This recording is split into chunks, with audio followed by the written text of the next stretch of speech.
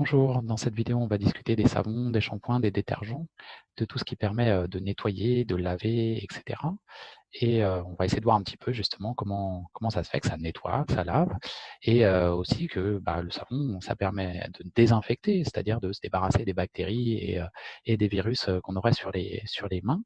En particulier, dans la période actuelle où on est confronté au coronavirus, il faut bien se laver les mains justement avec du savon pour éviter la transmission du virus, hein, et on va aussi voir pourquoi dans cette vidéo. Donc, d'abord, pourquoi on a besoin de savon? Alors, à quoi ça sert en gros, hein? Donc on va avoir une petite vidéo pour expliquer ça, et ensuite on repassera sur voilà, c'est quoi le savon, les compositions et comment on fabriquer éventuellement. Alors, pour expliquer simplement à quoi ça sert le savon, eh ben, on peut simplement comparer quand on a voilà, nos mains a priori propres au départ. On va rajouter par exemple là, du sirop, un sirop rouge. Bon, voilà, si je me tâche avec du sirop rouge par exemple, les mains, voilà, bon, c'est du sirop rouge, bon, ça a du mal à partir, tout seul évidemment. Et si je rince à l'eau, voilà, a priori ça fonctionne plutôt bien, hein, le rouge est parti, voilà. Donc ça marche pour tout ce qui est un peu sucré, à base d'eau, etc. Ça marche plutôt bien.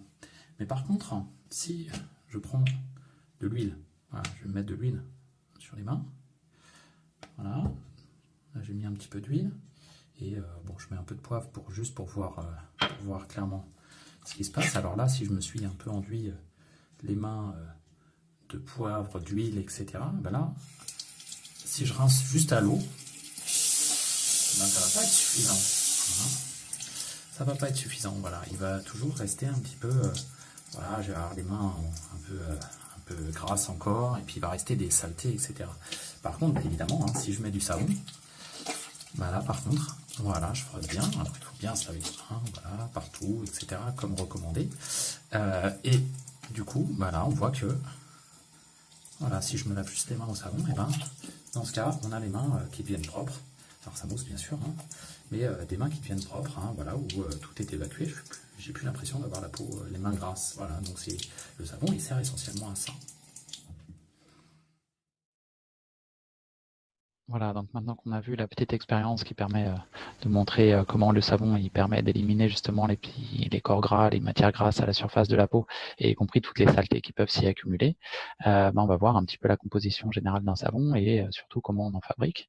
Donc pour ça, il faut une matière grasse d'abord, donc soit de la matière grasse y compris animale, hein, on peut utiliser, c'est ce qui a été utilisé historiquement, ou des huiles végétales, hein, comme l'huile d'olive qui fonctionne très très bien pour ça. Alors ça peut être aussi d'autres huiles, hein, ça peut marcher aussi. Et à cela, on va rajouter une matière qu'on appelle basique, donc c'est l'inverse d'acide, comme des cendres basiques, hein, ça c'est ce qu'on utilisait historiquement. Et aujourd'hui, on peut utiliser plus facilement de la soude, hein, donc qui est disponible commercialement dans les magasins de bricolage, etc., qu'on appelle aussi hydroxyde de sodium, hein, ça c'est le nom chimique.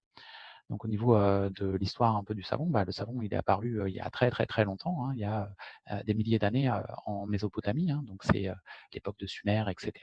Donc c'est à partir d'huile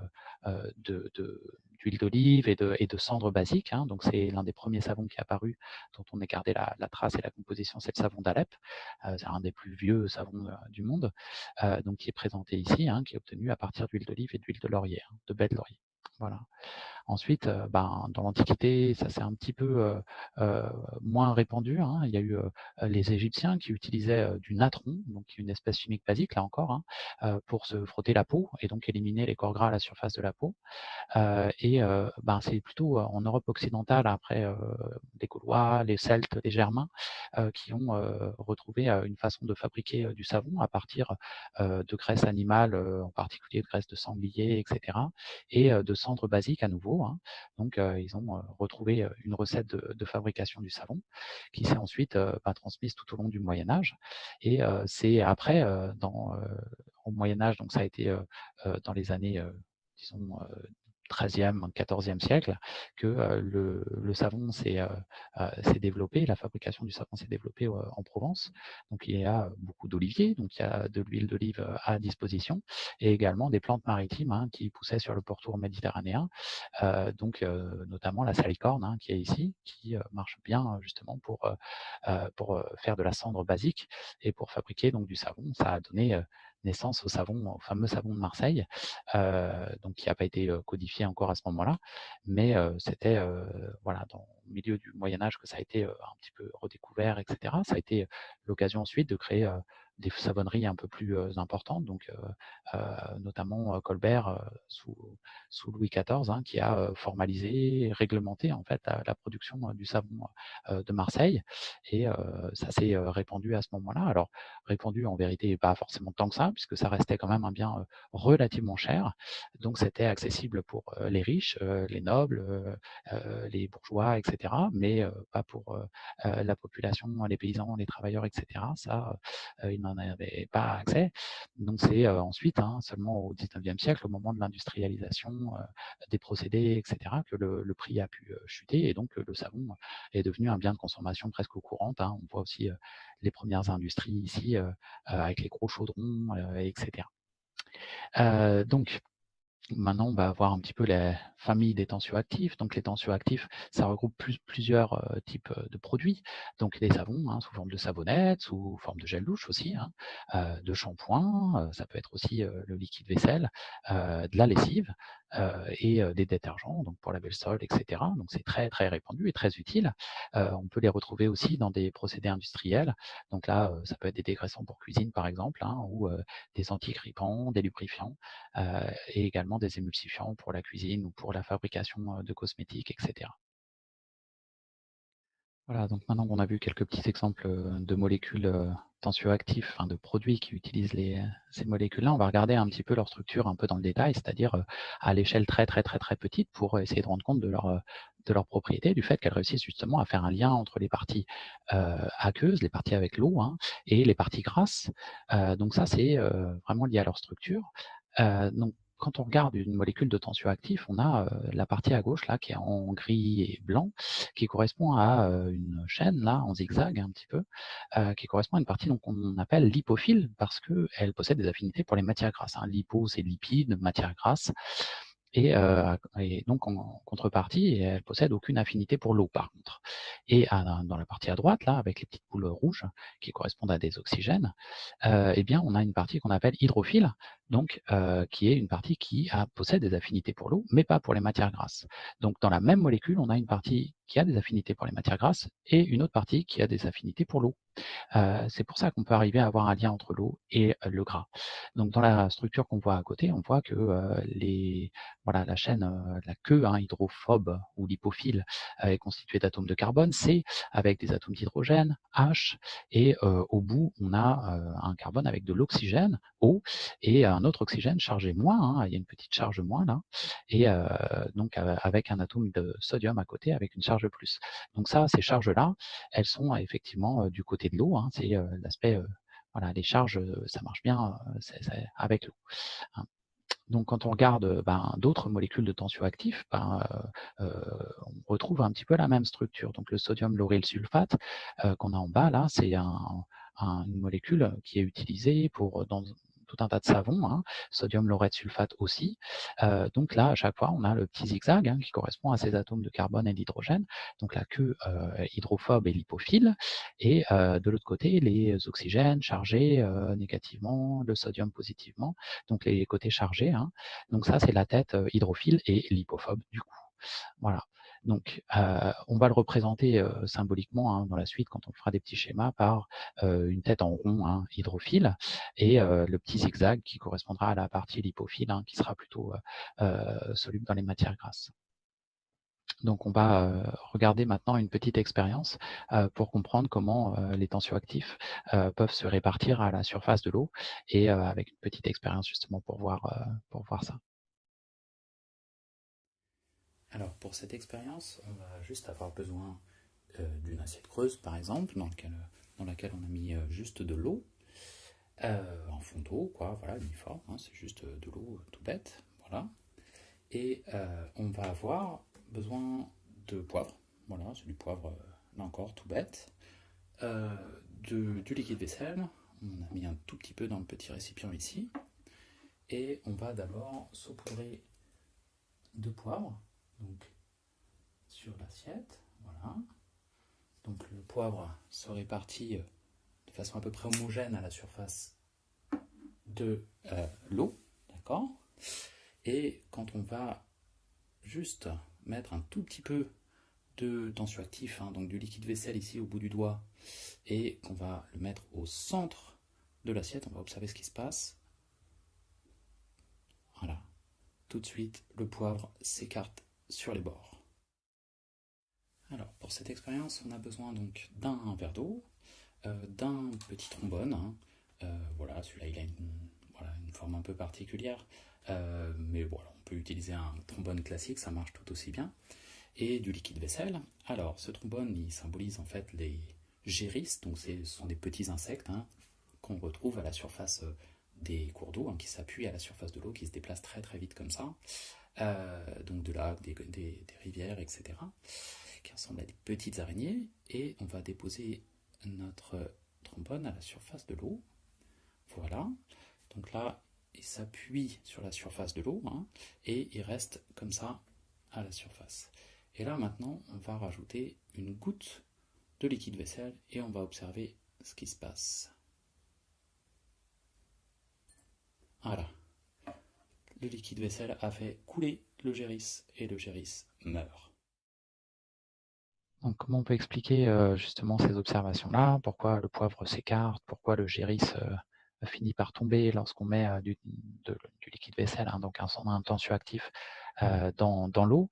Eh bien, il faut voir que justement l'eau, elle offre une certaine résistance, elle a quelque part des liens hein, relativement forts, les molécules les unes avec les autres, et donc elles vont offrir une certaine résistance à ce qu'on pose dessus. Donc, par exemple, le poivre, il va se répartir à la surface, il va flotter à la surface, hein, et le géris, pareil, enfin le petit trombone là, il va s'appuyer sur la surface de l'eau hein, qui offre cette résistance-là. Mais quand on va rajouter du tensioactif, ces petites molécules-là, qu'est-ce qu'elles vont faire? Elles vont se placer à la surface de l'eau, hein, et les petits ronds là, ils vont se positionner du côté de l'eau. Hein, c'est la partie hydrophile, donc il y a des affinités pour l'eau, et la queue hydrophobe hein, va être pointée en l'air comme ça. Donc les tensioactifs vont se répartir à la surface comme ceci.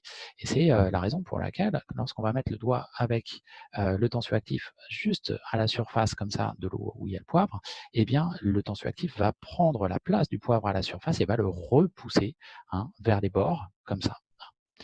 Et pour le géris, c'est un petit peu pareil. C'est là le tensioactif va se répartir également à la surface et il va casser en fait la résistance de l'eau.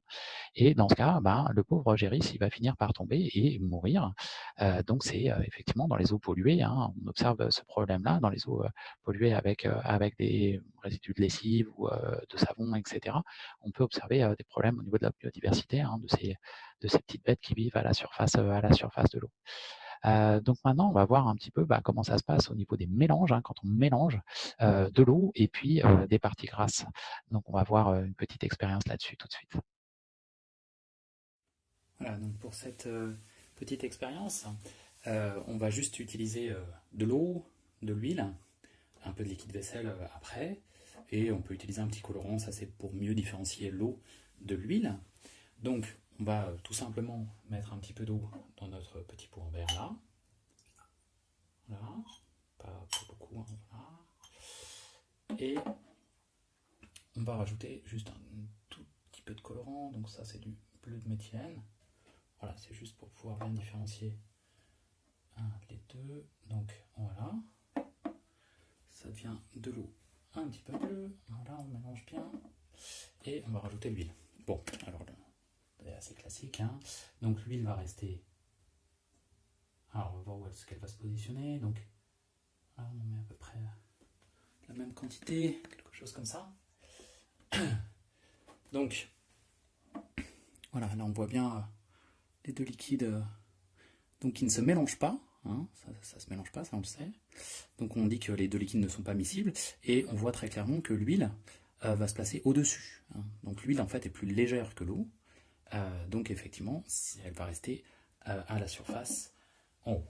Donc, alors, on peut juste agiter un tout petit peu comme ça, voir ce qui va se passer. Donc, quand on agite, on voit que